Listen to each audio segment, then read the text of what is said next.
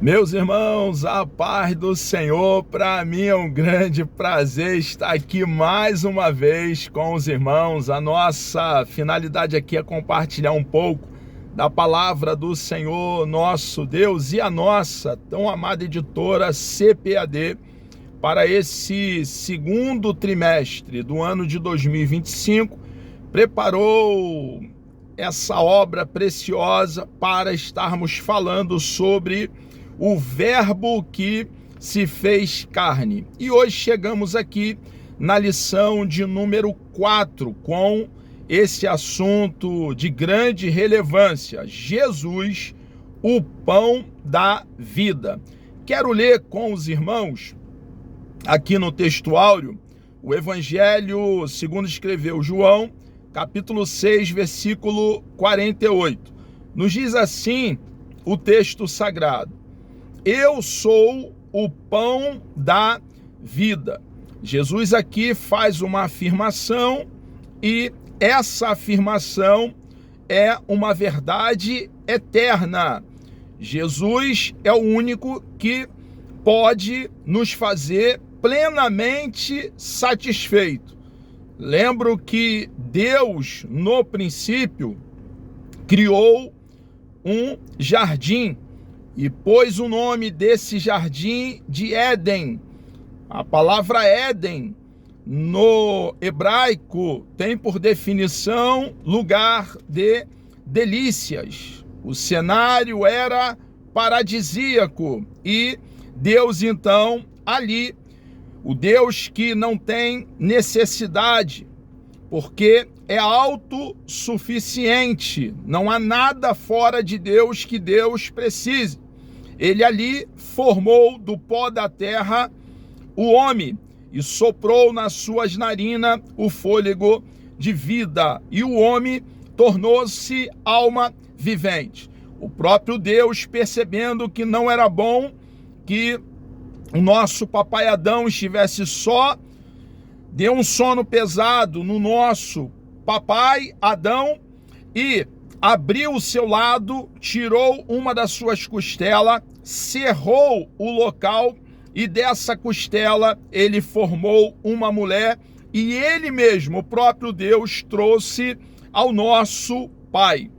Então ali está agora o primeiro casal e eles tinham comunhão com Deus, desfrutavam de relacionamento com Deus, eles andavam com Deus, eles tinham sintonia com Deus, a comunhão era plena e absoluta. E tendo comunhão com Deus, estando em Deus, em sintonia com o eterno, com Deus autoexistente, autossuficiente, não lhes faltavam absolutamente nada. Eles eram plenamente satisfeitos, podiam comer, exceto da árvore do conhecimento do bem e do mal, de toda a árvore do jardim. Tinham acesso à árvore da vida e todo o cenário era perfeito. Eles então deliberadamente desobedeceram a Deus. E Adão, ele não foi tão somente o primeiro homem, ele também foi o cabeça federal da humanidade, o nosso representante. Com a queda do nosso papai Adão, todos nós, toda a humanidade, depois então da queda, estávamos destituídos da glória de Deus. Deus é santo, ele é puro e justo e ele não tolera o pecado. Ele então, ao contrário de empurrar o pecado para embaixo do tapete, ele vai punir o pecado. Antes, porém, ele, no capítulo 3, no versículo 15 de Gênesis, faz um anúncio. O Deus que não pode ser pego de surpresa, ele vai revelar um plano que ele mesmo elaborou antes da fundação do mundo. E ali fica claro, então, que da semente da mulher viria um que esmagaria a cabeça da serpente. É muito interessante que logo em seguida no mesmo capítulo 3, no versículo 20, Adão dá o nome da sua mulher Eva. E a definição da palavra Eva no hebraico é vida. Vemos ali então que houve uma restauração em Adão, porque ele creu na promessa que Deus acabara de fazer, de que da descendência da mulher viria uma santa semente que esmagaria a cabeça do diabo. Viria que reconciliaria a humanidade com Deus novamente. Viria que seria a porta, o caminho, o único, a escada que liga a terra aos céus. Então, irmãos, o homem recebe a justa punição da parte de Deus. Ele é lançado para fora do jardim de delícias e Deus provê meio para que ele então não retorne. Então, Deus, de uma forma pedagógica, em todo o registro veterotestamentário, vai deixar bem claro que na plenitude dos tempos, no tempo oportuno, no tempo de Deus, ele enviaria a santa semente que ele prometera. Assim como Adão era o nosso cabeça federal e nós recebemos a imputação do pecado de Adão, no primeiro século, então, se cumpre a promessa que Deus fizera aos nossos pais em Gênesis capítulo 3, versículo 15. Vem então o segundo Adão, aquele que é o pão vivo que desceu do céu. E o segundo Adão, ele toma sobre ele, o nosso Senhor e Salvador Jesus Cristo, os nossos pecados. E ele então leva sobre ele até aquele madeiro. E quando eu digo madeiro, eu não estou dizendo estaca, eu estou dizendo cruz. Lá naquela pequena colina chamada Gólgota, lugar da caveira, que na ocasião estava fora dos muros de Jerusalém. Depois ocorreu o que nós conhecemos como a ampliação do terceiro muro, onde o Gólgota passa a estar dentro dos muros de Jerusalém. Mas, na ocasião da morte do nosso Salvador, estava do lado de fora. Jerusalém, na ocasião, estava apinhada de pessoas. Milhares e milhares de pessoas viram o eterno Filho de Deus pendurado naquele madeiro. Ali, Jesus, então, recebe o peso da justiça de Deus. Deus é justo. O salário do pecado é a morte. E ele vai punir os nossos pecados. Jesus bebe todo o cálice da ira de Deus sem deixar cair uma gota sequer.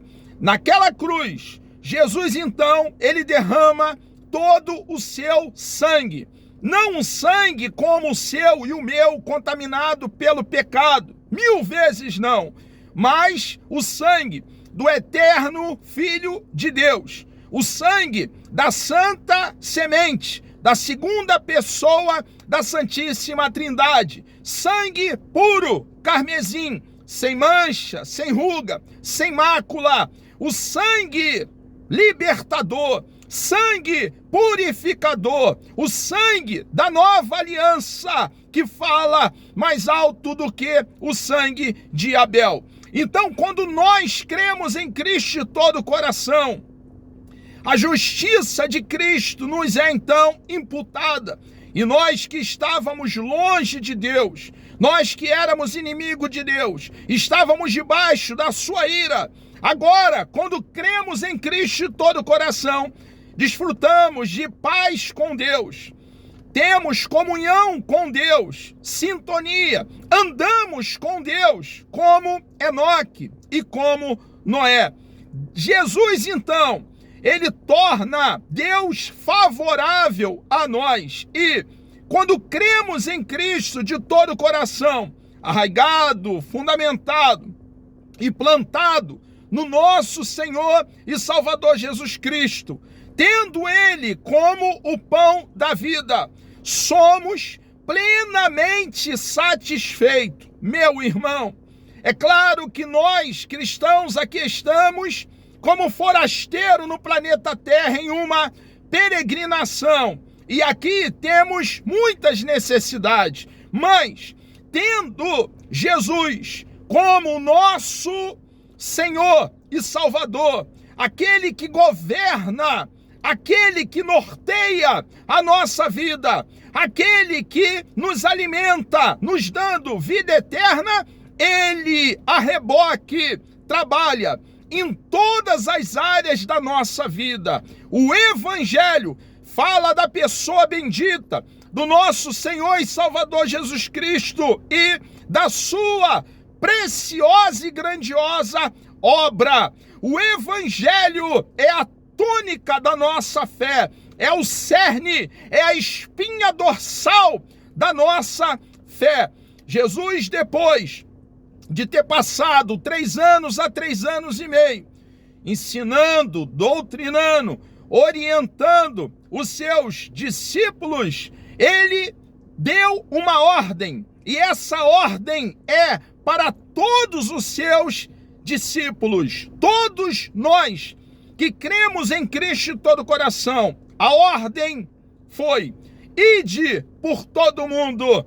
E ele é bem claro, explícito, fica bem definido: ide por todo mundo e pregai o Evangelho, as boas novas de salvação. A igreja, cada um de nós cristãos, como corpo, membro do corpo de Cristo, tendo Ele como cabeça e salvador do corpo, temos a missão de, como arauto, proclamar as boas novas do reino. Se a igreja se abdicar, abrir mão do grande privilégio, da grande honra de anunciar o Evangelho, quem vai anunciar o Evangelho?